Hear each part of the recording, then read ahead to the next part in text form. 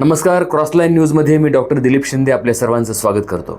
अरविंद केजरीवाल यांची काल तिहार जेलमधून सुटका झाल्यानंतर आज दुपारी 1 वाजता ते पत्रकार परिषद घेणार होते आणि या पत्रकार परिषदेकडे संपूर्ण देशाचं लक्ष लागलं होतं.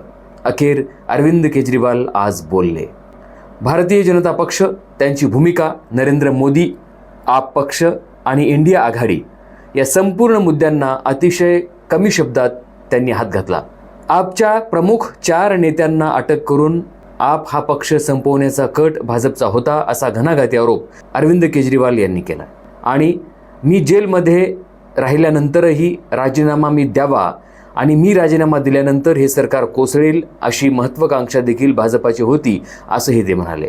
आणि ही महत्त्वाकांक्षा मी ओळखूनच तुरुंगात राहूनही मुख्यमंत्री पदाचा राजीनामा दिला नाही. हेमंत सोरेन यांनी देखील राजीनामा द्यायला नको होता असंही ते म्हणाले. नरेंद्र मोदी प्रचारादरम्यान भ्रष्टाचाराबाबत बोलतात, भ्रष्टाचार मुक्त भाजप म्हणतात, परंतु देशात आत्ता जर बघितलं तर संपूर्ण भ्रष्ट लोक हे भारतीय जनता पक्षामध्येच आहेत असंही केजरीवाल यांनी म्हटलंय. 2 दिवस अगोदर 70,000 कोटीचा भ्रष्टाचाराचा आरोप करायचा आणि त्याच व्यक्तीला राज्याचा उपमुख्यमंत्री करायचा, ही कोणती भ्रष्टाचार मुक्तीची पद्धत आहे असा सवाल देखील केजरीवाल यांनी केला. मुख्यमंत्री केजरीवाल यांनाच भाजपानं अटक का केली असा प्रश्न विचारताना ते म्हणाले की केजरीवाल सारख्याला मी अटक करू शकतो तर आपली काय भिषाद, हा संदेश मोदी यांना देशभरात आणि देशभरातल्या नेत्यांना द्यायचा होता. सध्या नरेंद्र मोदी यांचं एकच खतरनाक मिशन सुरू आहे आणि ते म्हणजे एक नेशन आणि एक लीडर, म्हणजे त्यांना हुकुमशाह व्हायचंय असंही केजरीवाल यांनी म्हटलंय असा आरोप त्यांनी केलेला आहे. आणि यासाठी 2 स्तरावर सध्या मोहीम सुरू आहे. एक म्हणजे विरोधकांना नमोहराम करून जेलमध्ये टाकणे किंवा त्यांना आपल्या पक्षात घेणे आणि आपल्या पक्षातले जे दिग्गज नेते आहेत त्यांना संपवून टाकणे. त्यांनी अडवाणींसह इतर अनेक नेत्यांचा उच्चार केला आणि याबरोबरच जर भाजपची सत्ता आलीच तर काही दिवसातच उत्तर प्रदेशचे मुख्यमंत्री योगी आदित्यनाथ यांना देखील मोदी पाय उतार करायला लावतील. म्हणजेच योगी आदित्यनाथ हे मोदी यांचे स्पर्धक आहेत असंही केजरीवाल यांनी अप्रत्यक्षरित्या म्हटलंय. केजरीवाल यांची सत्ता येणारच नाही हे सांगताना त्यांनी बऱ्याच राज्यांमध्ये मोदी विरोधी लाट असल्याचं सांगितलं. देशाच्या एकात्मतेसाठी आणि स्वातंत्र्य टिकवण्यासाठी, घटना टिकवण्यासाठी आणि हुकुमशहाच्या विरोधात लढण्यासाठी मी तन मन धनाने लढतोय. देशातील 140 कोटी जनतेने देखील माझ्यासोबत लढलं पाहिजे आणि ही हुकुमशाही उलथवून टाकली पाहिजे असंही केजरीवाल यांनी देशातल्या नागरिकांना आवाहन केलेलं आहे. नरेंद्र मोदी हे प्रचारादरम्यान इंडिया आघाडीचा पंतप्रधान कोण असा सवाल करतात, परंतु नरेंद्र मोदी यांनी 75 वर्ष झाल्यानंतर त्या पक्षातील प्रमुख नेत्यांनी रिटायर्ड व्हायचंय असा एक नियम केलाय आणि हाच नियम 17 सप्टेंबरला 2025च्या हा नियम नरेंद्र मोदी यांना देखील लागू पडतो. 1 वर्ष समजा सत्ता आलीच तर मोदी 1 वर्ष सत्तेत राहतील, मग त्यानंतर पंतप्रधान पदाचा दावेदार कोण असा सवाल करतानाच अमित शहा यांना पंतप्रधान करण्यासाठी नरेंद्र मोदी हे आपल्याला मत मागत आहेत. मग जी गॅरंटी नरेंद्र मोदी देत आहेत ही गॅरंटी अमित शहा देतील का? मग ही गॅरंटी कोण देणार असा सवाल करतानाच मतदारांनी मतदान करताना हे मतदान आपण नरेंद्र मोदीला नव्हे तर अमित शहाला करतो याचं भान ठेवावं असंही ते म्हणाले. अरविंद केजरीवाल यांनी आज जी पत्रकार परिषद घेतली, खरं तर ती पत्रकार परिषद नव्हती तर एक प्रकारची सभाच होती. या सभेमधून त्यांनी भाजपाला मोठं तगडं आव्हान दिलंय आणि केजरीवाल यांच्या आश्वासक भाषणामुळं, त्यांच्या या पत्रकार परिषदेमुळं निश्चितपणे इंडिया आघाडीमध्ये जीव आलेला आहे. एकीकडे नरेंद्र मोदी, अमित शहा आणि त्यांची तगडी टीम इंडिया आघाडीच्या नेत्यांना वारंवार जखमी करत असताना एक ढाल म्हणून अरविंद केजरीवाल पुढे आलेले आहेत. त्यांच्यामुळं इंडिया आघाडीमध्ये विश्वास निर्माण झालाय आणि एक मोठं आव्हान भाजपाच्या समोर उभं टाकलंय असं म्हणायला हरकत नाही. चला तर पाहूयात अरविंद केजरीवाल यांनी आजच्या पत्रकार परिषदेत नेमकं काय म्हटलंय. पूर्ण पत्रकार परिषदेचा व्हिडिओ आम्ही आपल्यासोबत शेअर करत आहोत. भारत माता की, भारत माता की, इनकलाब, वंदे वंदे.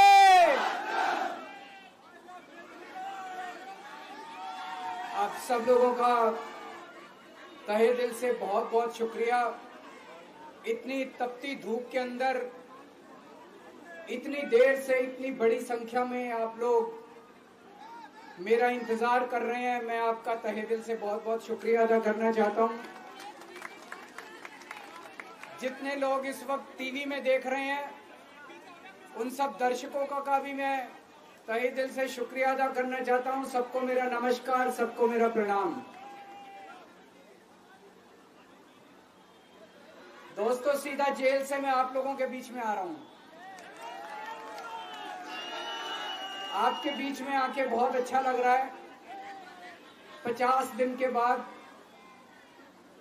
अभी अभी मैं, मेरी पत्नी भगवंत मान साहब, हम लोग कनॉट प्लेस में हनुमान मंदिर में गए थे। हनुमान जी का आशीर्वाद लिया, उनके दर्शन किए। फिर शिव जी के मंदिर गए, शनि जी महाराज के पास गए, उनका सबका आशीर्वाद लिया। बजरंगबली की खूब कृपा है हमारे ऊपर, हमारी पार्टी के ऊपर, देशवासियों के ऊपर। उन्हीं की कृपा से आज अचानक मैं आप लोगों के बीच में हूं। नहीं तो किसी को उम्मीद नहीं थी कि चुनाव के बीच में मैं जेल से बाहर आ जाऊंगा, लेकिन ऊपर बजरंगबली की कृपा है, हनुमान जी की कृपा है हम लोगों के ऊपर, और चमत्कार हुआ और आज मैं आप लोगों के बीच में हूं। दोस्तों, हमारी आम आदमी पार्टी एक छोटी सी पार्टी है, 2 राज्यों के अंदर है, अभी 10 साल पुरानी पार्टी है।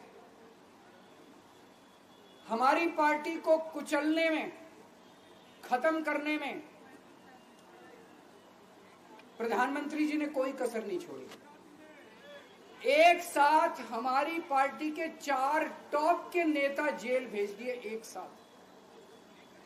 अरविंद केजरीवाल, मनीष सिसोदिया, संजय सिंह, सत्येंद्र जैन।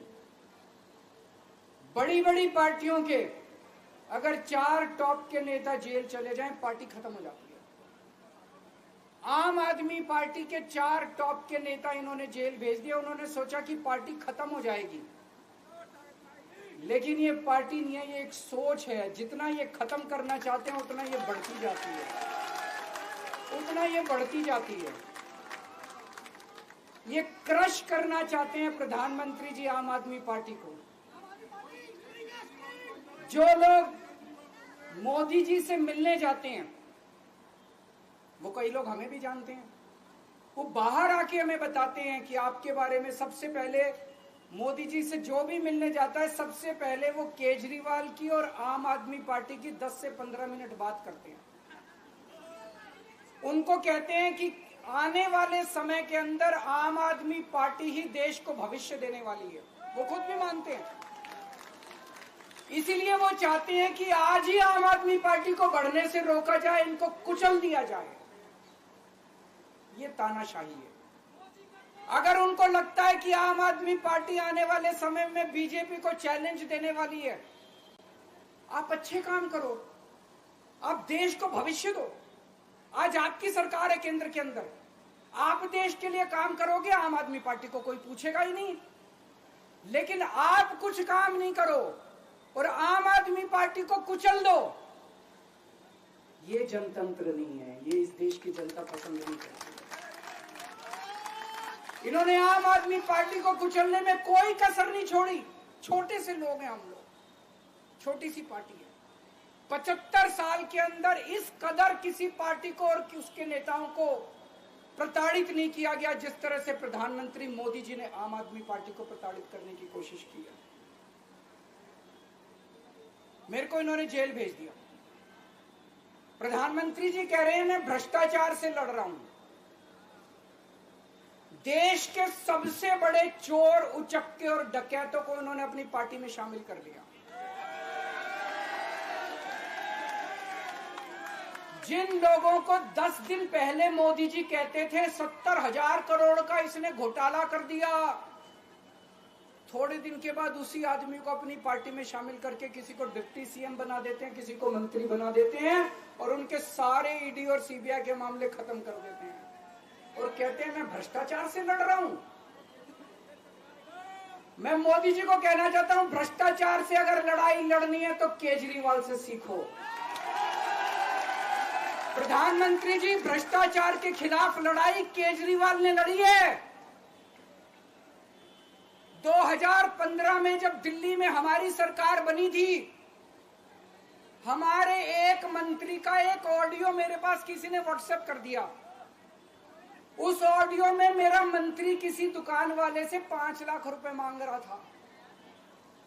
किसी मीडिया वाले को नहीं पता था, विपक्ष को नहीं पता था। आप लोगों को याद होगा, मैंने अपने खुद मंत्री को सीबीआई के हवाले कर दिया, जेल भेज दिया था अपने मंत्री को। ये होती है भ्रष्टाचार के खिलाफ लड़ाई। पंजाब के अंदर मेरा एक मंत्री भ्रष्टाचार में, मेरे को पता चला कि वो पैसे मांग रहा है।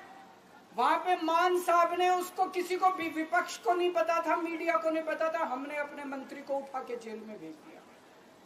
तुम देश के सारे चोर उचक्के डकैतों को अपनी पार्टी में शामिल कर लो और केजरीवाल को जेल भेज दो और कहो मैं भ्रष्टाचार के खिलाफ लड़ रहा हूं। तो आप भ्रष्टाचार के खिलाफ नहीं लड़ रहे प्रधानमंत्री जी। आप देशवासियों को बेवकूफ मत समझो। देश बच्चे बच्चे की जुबान के ऊपर हो रहा है कि सारे चोर चक्कों को अपनी पार्टी में शामिल करके और ईडी और सीबीआई के सारे केस उनके रफा दफा कर दो। केजरीवाल को क्यों गिरफ्तार किया? केजरीवाल को गिरफ्तार करके उन्होंने एक मैसेज दिया है सारे देश को कि अगर मैं केजरीवाल को गिरफ्तार कर सकता हूं तो किसी को भी गिरफ्तार कर सकता हूं। कोई केस नहीं होगा, कोई मामला नहीं होगा, तब भी मैं तुमको गिरफ्तार कर सकता हूं।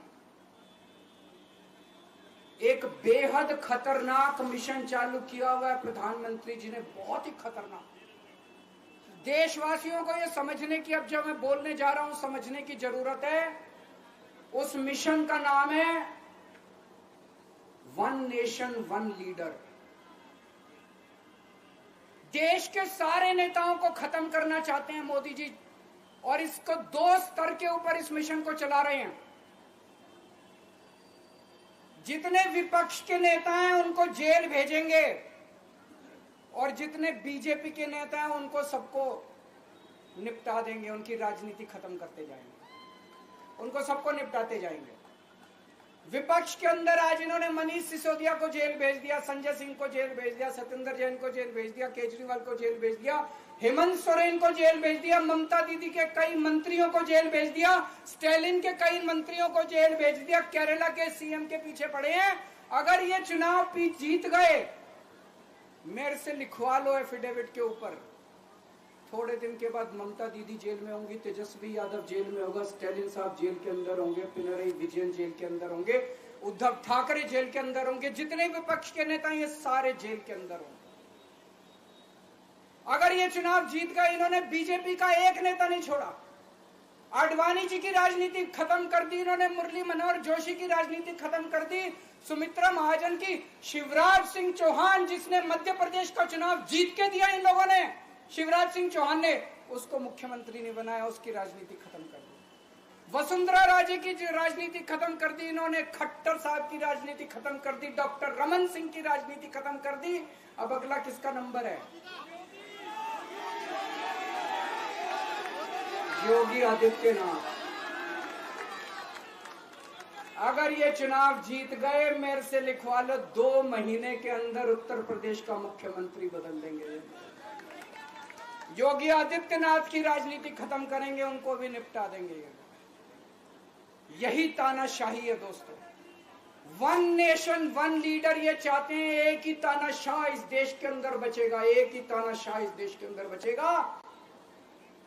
हमारा देश बहुत महान है, 4000 5000 साल पुराना हमारा देश है। इसके पहले पिछले 4000 साल में कई मौके आए जब इस देश के ऊपर तानाशाहों ने कब्जा करने की कोशिश की, लेकिन हमारे देश के लोगों ने उन तानाशाहों का तख्ता उखाड़ के फेंक दिया। जब जब हमारे देश में ऐसा मौका आया कि तानाशाह ने हमारे देश के ऊपर कब्जा करने की कोशिश की, इस देश की जनता ने उसका तख्ता उखाड़ के फेंक दिया। आज एक तानाशाह इस देश से जनतंत्र खत्म करना चाहता है, आज एक तानाशाह इस देश से लोकशाही खत्म करना चाहता है। मैं पूरे तन मन धन से लड़ रहा हूं, संघर्ष कर रहा हूं उस तानाशाह के खिलाफ। 140 करोड़ लोगों का साथ चाहता हूं मैं। मेरे अकेले के करने से नहीं होगा। 140 आज मैं आप लोगों से भीख मांगने के लिए आया हूं, 140 करोड़ लोगों से, 140 करोड़ लोगों से भीख मांगने के लिए आया हूं। मेरे देश को बचा लो, मेरे भारतवर्ष को बचा लो, मेरा भारत बहुत महान है। इस तानाशाही से बचा लो मेरे दोस्त, मेरे देश को।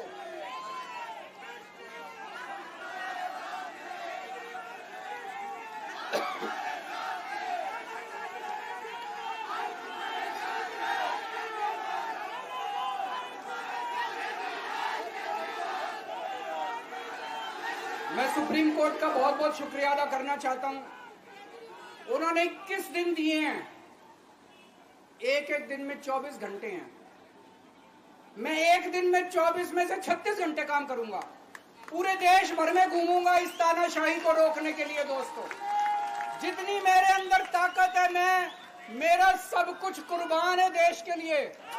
मेरा तन मन धन सब कुछ कुर्बान है मेरे देश के लिए। मेरे खून का एक एक कतरा मेरे देश के लिए, मेरे शरीर का एक एक कतरा, मेरी जिंदगी का एक एक पल मेरे देश के लिए।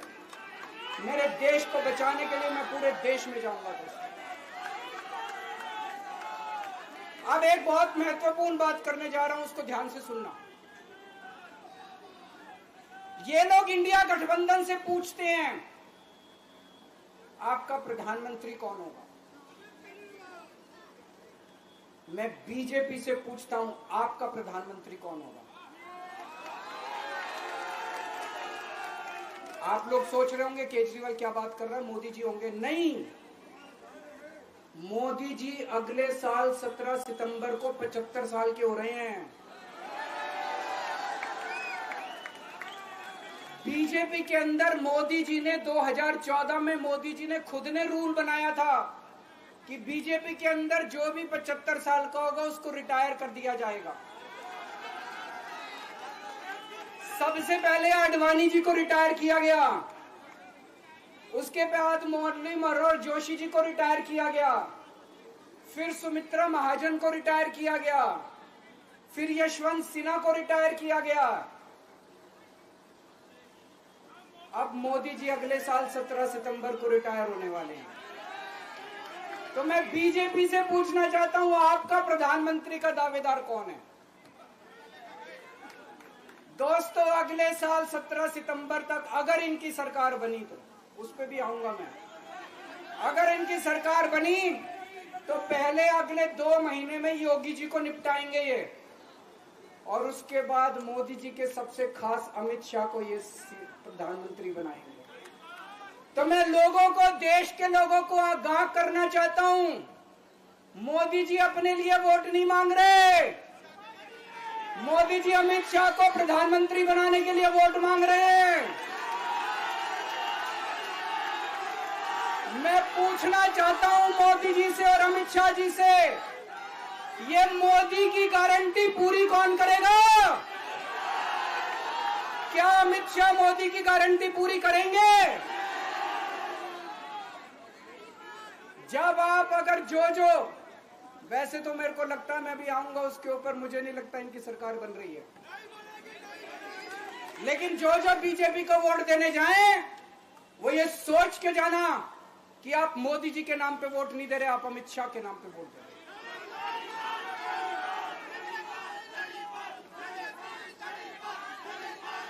अब एक खुशखबरी आप लोगों के लिए, अब एक खुशखबरी है, सबको बता देना जो मैंने बातें कही है बड़ी सोच समझ के कही है।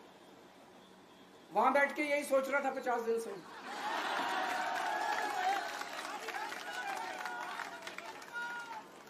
दोस्तों, पूरे देश के मेरे को बाहर निकले हुए 20 घंटे हो गए।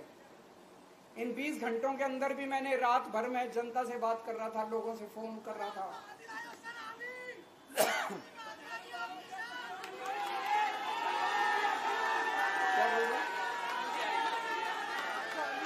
रात को आंधी आई थी,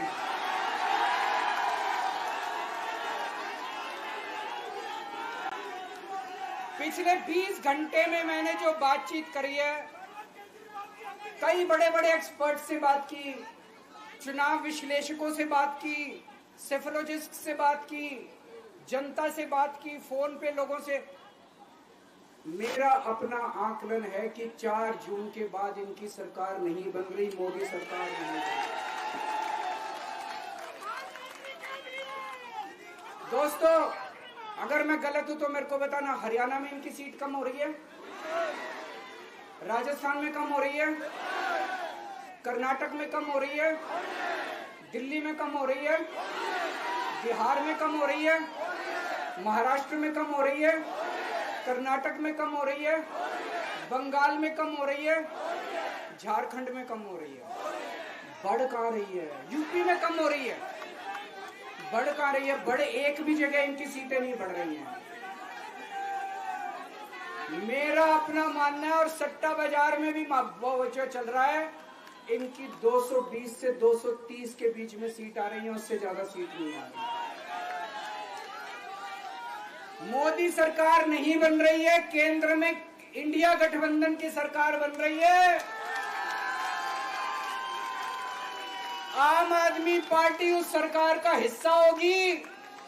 दिल्ली को पूर्ण राज्य दिलाएंगे। दिल्ली का एलजी लोगों का एलजी होगा, दिल्ली का एलजी दिल्ली वालों का एलजी होगा। गुजरात से आया हुआ है अभी। दिल्ली के लोगों का एलजी होगा, दिल्ली के लोगों का विकास होगा। एक और पॉइंट है, जब मैं जेल के अंदर था तो कुछ लोगों ने यह मुद्दा उठाया, केजरीवाल सीएम पद से इस्तीफा क्यों नहीं देता। दोस्तों, केजरीवाल को कभी किसी पद का लालच नहीं हुआ। मैं आप मंत्री, मुख्यमंत्री, प्रधानमंत्री ये सब बनने नहीं आया। इनकम टैक्स में कमिश्नर की नौकरी करता था। कमिश्नर की नौकरी छोड़ के दिल्ली की झुग्गियों के अंदर 1 नहीं, 2 नहीं, 3 नहीं, 10 साल तक मैंने दिल्ली की झुग्गियों के अंदर काम किया है, सुंदर नगरी और नंद नगरी की झुग्गियों के अंदर। इनकम टैक्स कमिश्नर की नौकरी छोड़ के जब मेरे को दिल्ली की जनता ने पहली बार सीएम बनाया, असूलों के ऊपर 49 दिन के अंदर सीएम पद से इस्तीफा दे दिया था। एक चपरासी की नौकरी कोई नहीं छोड़ता। सीएम बनने के लिए लोग अपना दायां हाथ कटाने के लिए तैयार होते हैं। मैंने खुद से अपने आप सीएम की कुर्सी को लात मार दी थी 49 दिन के अंदर। मेरे लिए सीएम पद इंपॉर्टेंट नहीं है। आज मैंने सीएम पद से इस्तीफा क्यों नहीं दिया जेल जाने के बाद? दोस्तों, पिछले 75 साल में भारतवर्ष में इतने राज्यों के चुनाव हुए, इतने राज्यों के चुनाव हुए, दिल्ली के अंदर सबसे ऐतिहासिक बहुमत से आम आदमी पार्टी जीती। 55-56% वोट, एक बार 67 सीट, एक बार 62 सीट। इतने भारी बहुमत से आज तक कोई राज्य की सरकार 75 साल में नहीं जीती। इतने भारी बहुमत से जीतने के बावजूद झूठा केस, अब उनको पता है वो हमें हरा नहीं सकते दिल्ली के अंदर। उन्हें पता है अगले 20 साल तक दिल्ली में आम आदमी पार्टी को कोई नहीं हरा सकता। तो उन्होंने एक षड्यंत्र रचा, राजनीतिक षड्यंत्र रचा। केजरीवाल को झूठे केस में जेल भेज दो, केजरीवाल को इस्तीफा देना पड़ेगा, केजरीवाल की सरकार गिर जाएगी। उन्होंने ये षड्यंत्र रचा। मैंने कहा मैं भी इस्तीफा नहीं दूंगा। तुम अगर जनतंत्र को जेल में कैद करोगे तो जनतंत्र जेल से चला के दिखाएंगे। दोस्तों, सरकार भी जेल से चला के दिखाएंगे। कतई इस्तीफा, तुम्हारे ट्रैप में फंसने वाले नहीं हम। ये अगर हेमंत सोरेन साहब को भी इस्तीफा नहीं देना चाहिए था, जेल से सरकार चलानी चाहिए। अगर हमने इस्तीफा दे दिया, ये तो बड़ा अच्छा इनके लिए। जिस राज्य के अंदर ये चुनाव हारेंगे उसके मुख्यमंत्री को पकड़ के जेल में डाल दो, सरकार गिरा दो। उसके मुख्यमंत्री को पकड़ के जेल में डाल दो, सरकार। आज मैं अगर दिल्ली की जेल के अंदर रह के दिल्ली की जेल से इस्तीफा नहीं दे रहा, वो इस तानाशाही के खिलाफ संघर्ष कर रहा हूं, इसको समझ लेना। केजरीवाल को किसी पद का लालच नहीं है। सीएम तो 100 सीएम की कुर्सी देश के नाम कुर्बान है। मुझे पता चला मेरे जेल जाने से बहुत लोग भावुक हुए, खासकर मेरी माँ, बहनें, महिलाएं बहुत रोई, कईयों ने बहुत मन्नतें मांगी। मैं सबका बहुत बहुत शुक्रिया अदा करना चाहता हूं जिन लोगों ने अपनी दुआएं, करोड़ों लोगों ने अपनी दुआएं भेजी हैं।